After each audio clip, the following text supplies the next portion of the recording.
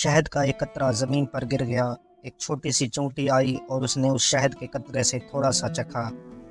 उसे बड़ा मज़ा आया।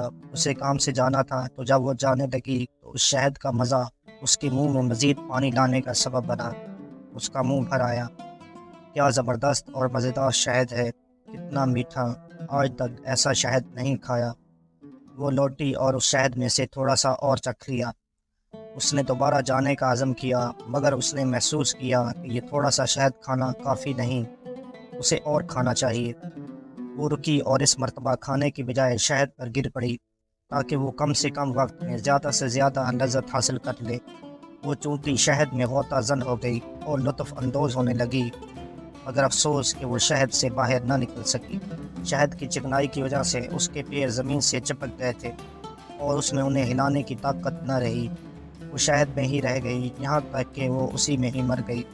उसकी लज़्ज़त अंदोज़ी ने शहद को ही उसकी कब्र में तब्दील कर दिया। एक ताना का कौल है, दुनिया शहद के एक बहुत बड़े कतरे के अलावा कुछ भी नहीं। बस जो भी उस कतरा शहद में से थोड़ा और बकदरे कफ़ायत खाने पर इक्तफ़ा करे, वो कामयाब रहेगा। अल्लाह अकबर!